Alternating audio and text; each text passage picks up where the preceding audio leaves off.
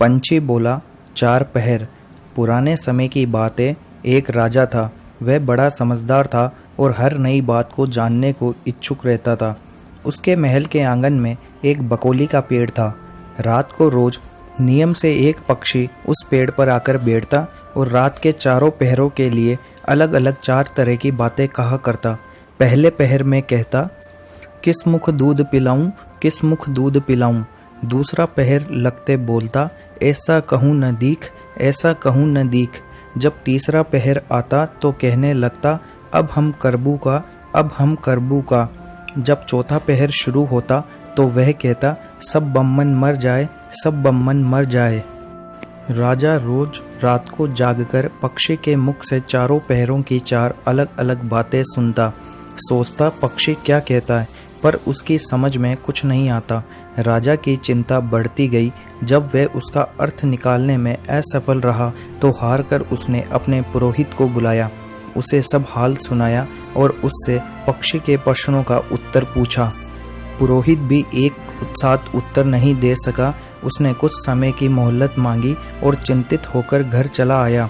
उसके सिर में राजा की पूछी गई चारों बातें बराबर चक्कर काटती रही। वह बहुत सोचता पर उसे कोई जवाब नहीं सूझा। अपने पति को हैरान देखकर ब्राह्मणी ने पूछा, तुम इतने परेशान क्यों दिखते हो, मुझे बताओ बात क्या है। पुरोहित ने कहा, क्या बताऊं, एक बहुत ही कठिन समस्या मेरे सामने आ खड़ी हुई है। राजा के महल का जो आंगन है वहां रोज रात को एक पक्षी आता है और चारों पहरों में नित्य नियम से 4 अलग अलग बातें कहता है। राजा पक्षी की उन बातों का मतलब नहीं समझा तो उसने मुझसे उनका मतलब पूछा, पर पक्षी की पहेलियां मेरी समझ में नहीं आती। राजा को जाकर क्या जवाब दूं, बस इसी उधेड़ बुन में हूँ। ब्राह्मणी बोली, पक्षी कहता क्या है, जरा मुझे भी सुनाओ। तब ब्राह्मण ने चारों पहरों की चारों बातें कह सुनाई। ये सुनकर ब्राह्मणी बोली, वाह, यह कौन सी कठिन बात है, इसका उत्तर तो मैं दे सकती हूँ। चिंता मत करो, जाओ राजा से जाकर कह दो कि पक्षी की बातों का मतलब मैं बताऊंगी। ब्राह्मण राजा के महल में गया और बोला, महाराज, आप जो पक्षी के प्रश्नों का उत्तर जानना चाहते हैं उनको मेरी स्त्री बता सकती है। पुरोहित की बात सुनकर राजा ने उसकी स्त्री को बुलाने के लिए पालकी भेजी। ब्राह्मणी आ गई। राजा रानी ने उन्हें आदर से बैठाया। रात हुई तो पहले पहर पक्षी बोला, किस मुख दूध पिलाऊं, किस मुख दूध पिलाऊं। राजा ने कहा, पंडितानी सुन रही हो पक्षी क्या बोलता है। वह बोली, हाँ महाराज, सुन रही हूँ। वह अधकट बात कहता है। राजा ने पूछा, अधकट बात कैसी।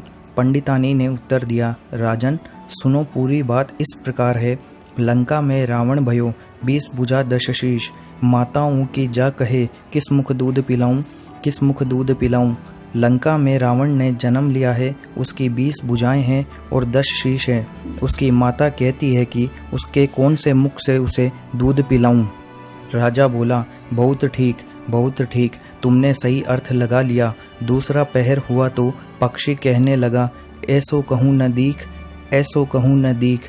राजा बोला, पंडितानी इसका क्या अर्थ है। पंडितानी ने समझाया, महाराज सुनो, पक्षी बोलता है, घर जंब नवदीप, बिना चिंता को आदमी, ऐसो कहूँ न दीख, ऐसो कहूँ न दीख। चारों दिशा, सारी पृथ्वी, नवखंड सभी छान डालो, पर बिना चिंता का आदमी नहीं मिलेगा। मनुष्य को कोई ना कोई चिंता हर समय लगी ही रहती है। कहिए महाराज, सच है या नहीं। राजा बोला, तुम ठीक कहती हो। तीसरा पहर लगा तो पक्षी ने रोज की तरह ही अपनी बात को दोहराया, अब हम करबू का, अब हम करबू का।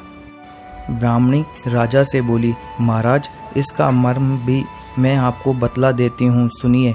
5 वर्ष की कन्या 60 दई ब्याह, बेटी करम बिसुरती, अब हम करबू का, अब हम करबू का। 5 वर्ष की कन्या को 60 वर्ष के बूढ़े के गले बांध दो तो बेचारी अपना कर्म पीट कर यही कहेगी, अब हम करबू का, अब हम करबू का। सही है ना महाराज। राजा बोला, पंडितानी तुम्हारी ये बात भी सही लगी।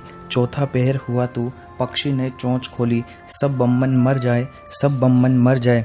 तभी राजा ने ब्राह्मणी से कहा, सुनो पंडितानी, पक्षी जो कह रहा है क्या वह उचित है। ब्राह्मणी मुस्काई और कहने लगी, महाराज, मैंने पहले ही कहा है कि पक्षी अधकट बात करता है। वह तो ऐसे सब ब्राह्मणों के मरने की बात कहता है जो विश्वासंगत जो करे, सुरा मांस जो खाए, बिना सपरे भोजन करे, वे सब बम्मन मर जाए, वे सब बम्मन मर जाए। जो ब्राह्मण वेश्या की संगति करते हैं, सुरा और मांस का सेवन करते हैं और बिना स्नान किए भोजन करते हैं, ऐसे सब ब्राह्मणों का मर जाना ही उचित है। अब बोलिए, पक्षी का कहना ठीक है या नहीं? राजा ने कहा, तुम्हारी बातें 52 तोला पावरती ठीक लगी, तुम्हारी बुद्धि धन्य है। राजा रानी ने उनको बढ़िया कपड़े और गहने देकर मान सम्मान से विदा किया। अब पुरोहित का आदर भी राज दरबार में पहले से अधिक बढ़ गया। तो दोस्तों, आज की कहानी आपको कैसी लगी हमें कमेंट बॉक्स में ज़रूर बताएं। और अभी तक आपने चैनल को सब्सक्राइब नहीं किया है तो चैनल को सब्सक्राइब कर लीजिए, ताकि जब भी मैं नई वीडियोस अपलोड करूं आपको उसका नोटिफिकेशन मिल जाए। इस कहानी को लाइक कीजिए और अपने दोस्तों के साथ शेयर कीजिए। धन्यवाद।